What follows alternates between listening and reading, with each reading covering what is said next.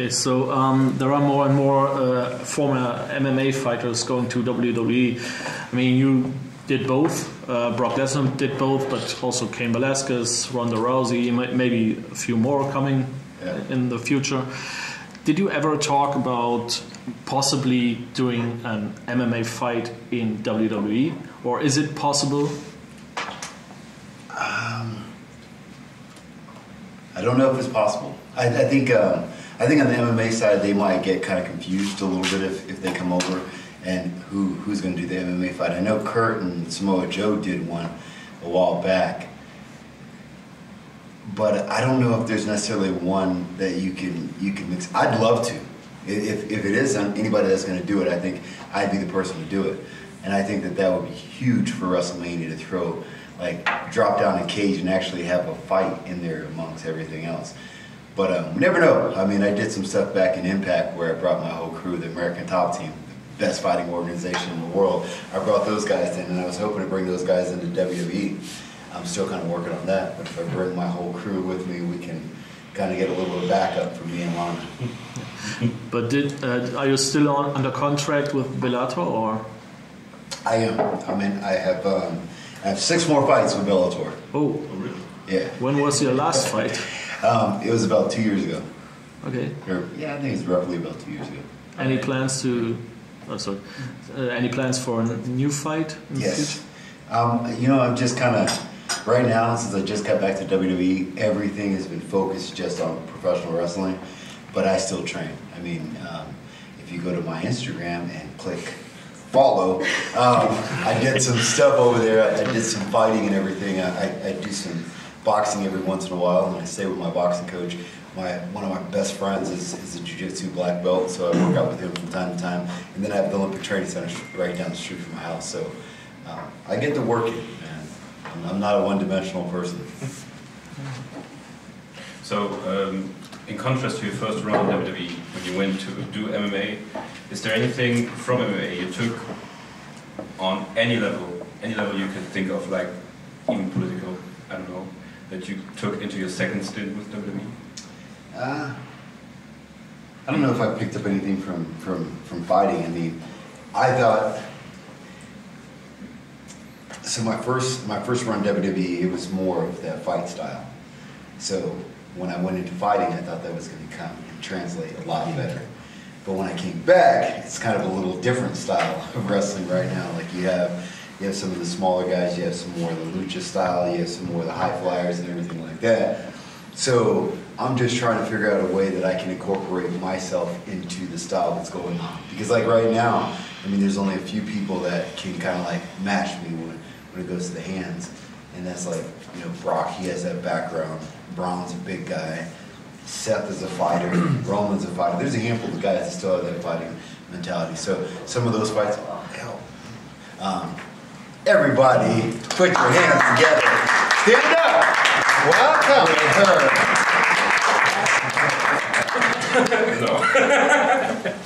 Hi. They were asking all these questions about you. Oh, yay. Hi, everyone. Hello.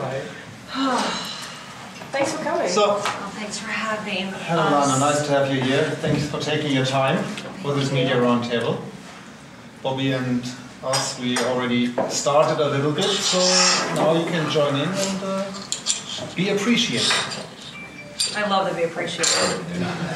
Bobby appreciates me a lot, so. They're not mad at us here. Oh, good.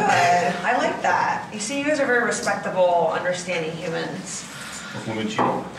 What? Yeah. What did you say? Of women cheating. Easy, First of all, Rusev cheated first, so I am no doormat, so that's what I have to say about that. I mean, I could elaborate a lot more on that, but I don't know if we want to start off in that situation. I mean, we can, of course, if we really need to.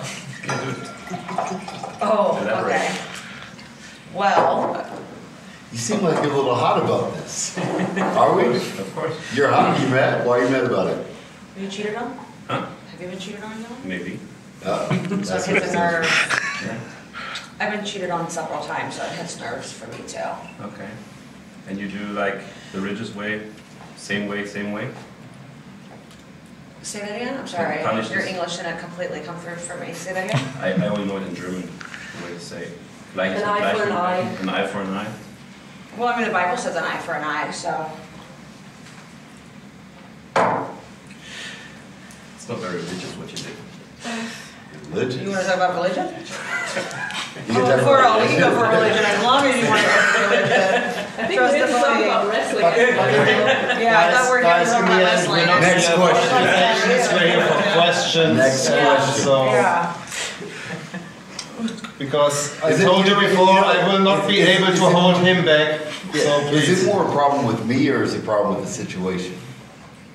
With you, I don't have any problem. Oh, so you have a problem with wait, hold up. So you have a problem with me. You don't have a problem with him. And you don't have a problem with my husband who cheated first. What type of hypocrisy is actually that? That it's okay for men to cheat? So it's okay for him to be a part of it, and it's okay for Rusev to cheat first, but it's not okay for a woman to cheat? Supposedly, what double hypocrisy are you full of? No, that's the problem with society, is it's such a double hypocrisy standard. You guys did it. I told you guys to Unbelievable. just stick to wrestling and we can just go on from there. We have big things to go. We did even more than. Yes. Yes. Next question. I have a question for Lana, actually.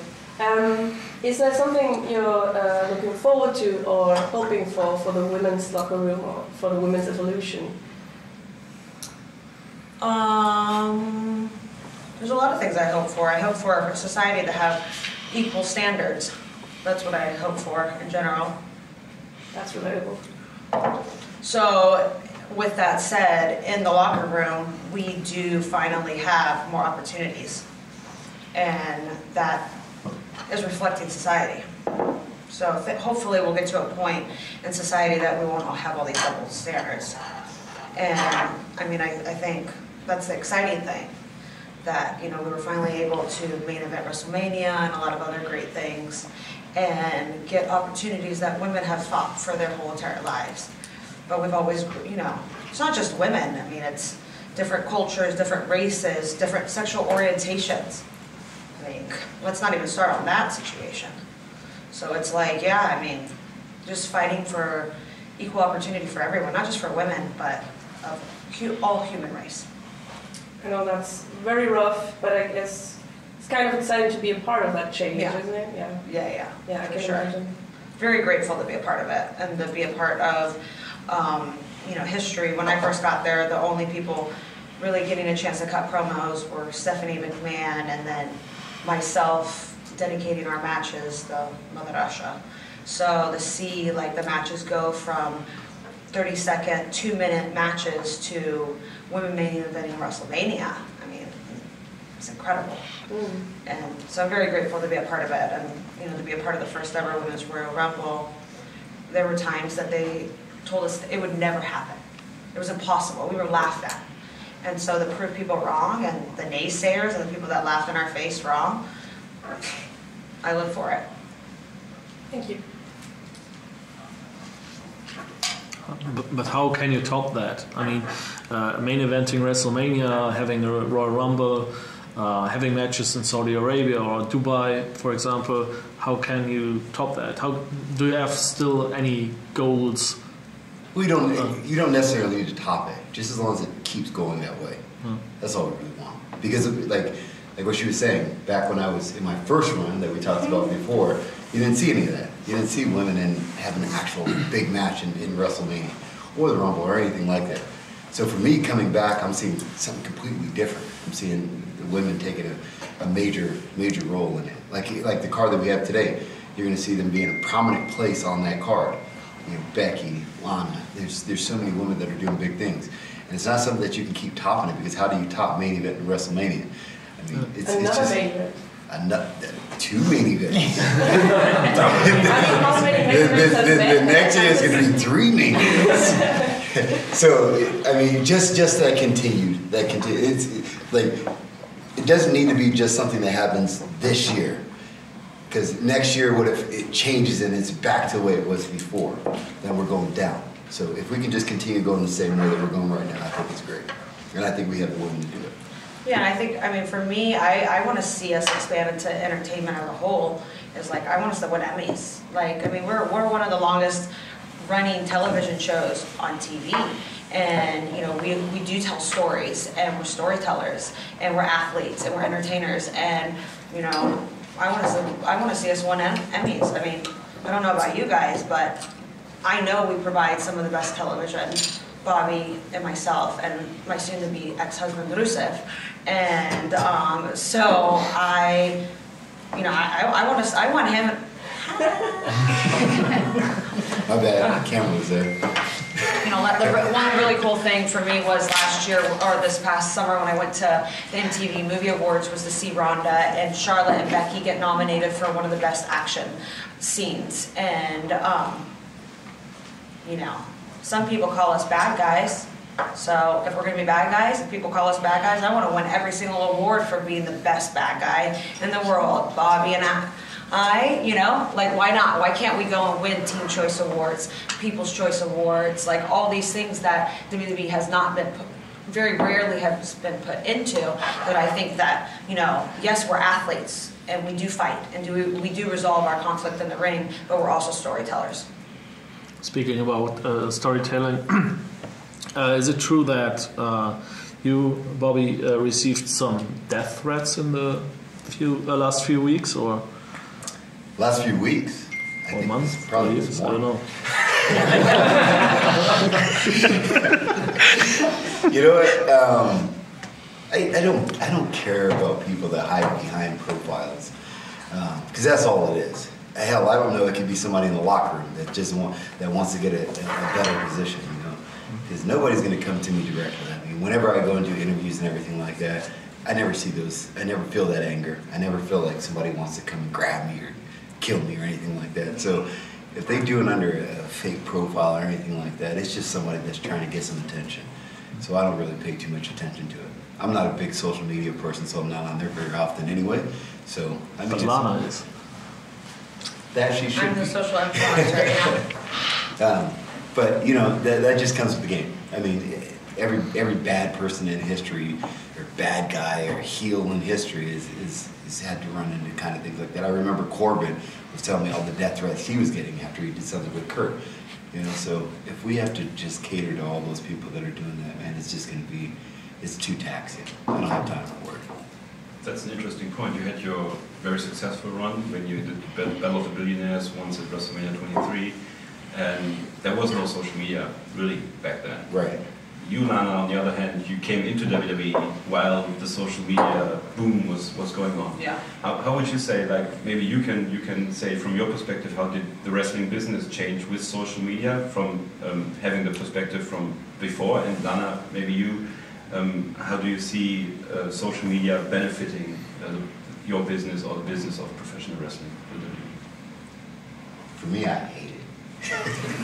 And I don't want to say hate it, but I'm not so happy about it because you guys are, social media makes people stars that don't need to be stars. Excuse me.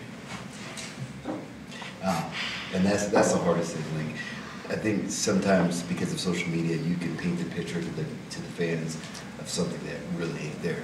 You know, what I do is like train, and I have the actual credentials. So if you pull up all my credentials and you put them out there, and then you put that against somebody else that's just very avid on Instagram or Facebook or Twitter or whatever it is, people are coming to me and saying, oh, he can beat you up. And I'm like, what are you talking about? I won 3 national championships. I was like second in the world. I was in the Army. Like, I could just keep going on and on and on and on. But this guy who has absolutely nothing but can do some cool moves every once in a while, you're saying that he's going to beat me? It's like, oh, come on. Okay, that is the influence of social media. But on the flip side, there are a lot of benefits to social media, which I'm gradually getting into, because it's somebody like Lana, you want to see her everywhere. You want to get as many looks as possible. And that's something that can further her career, further the storyline and everything with wrestling. So you have the good and bad with social media. Just depends on how you want to spin it. But don't forget what's real. Can we get Lana's side on this as well? I mean, I think social media is a very powerful tool and can be used to, it's an amazing, you can reach the world, really. I mean, yeah, of course, there's parts of the world that don't have it, but you can reach so many more people, and that's the great thing about social media. And of course, there's a ton of downside to it, and you know, there's not as much mystery. You can also paint any picture you want. You can paint any reality. Perception is reality all of a sudden. But I also think, like, you know, we can reach so many people through it that you couldn't reach before, and I think that's the awesome thing about it. I also think, though, it's as the hate is really intense, and I mean, I remember in 2014 with like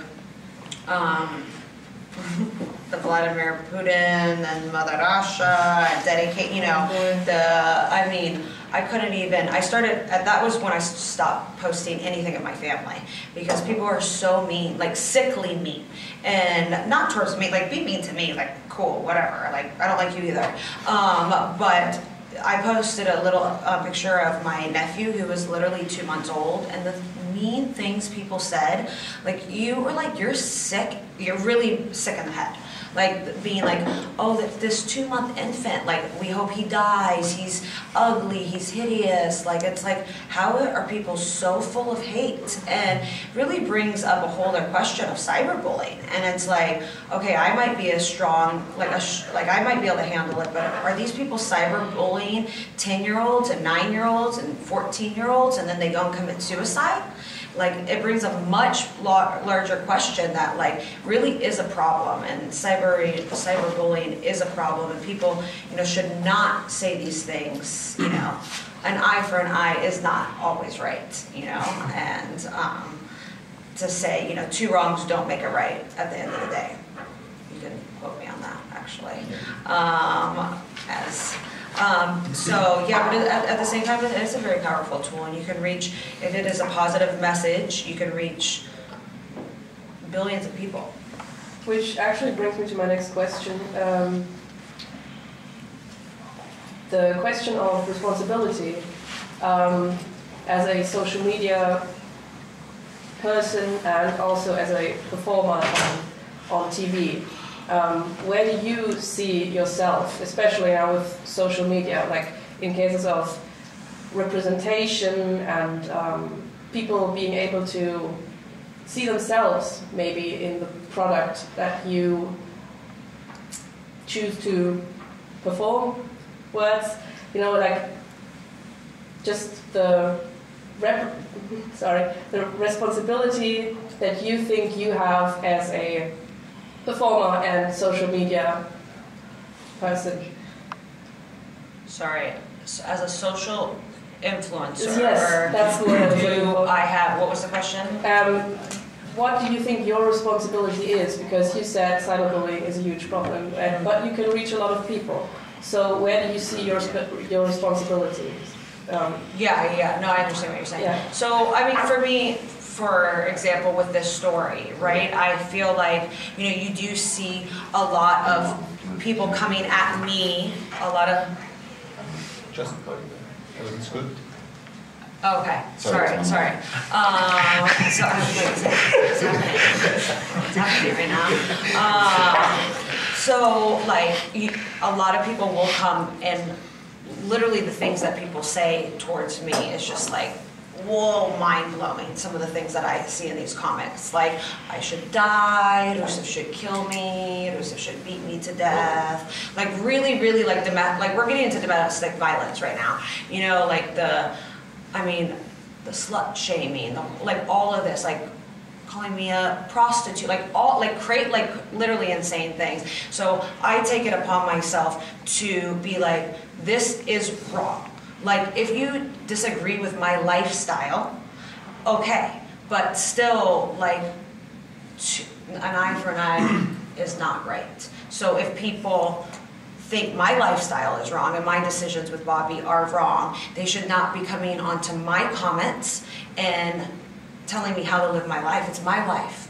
Like, if I die and we believe in God or we don't believe in God, whatever it is, that's my life. Like, you go live your life, you know? And I'm not telling anyone here how to live their life, you know?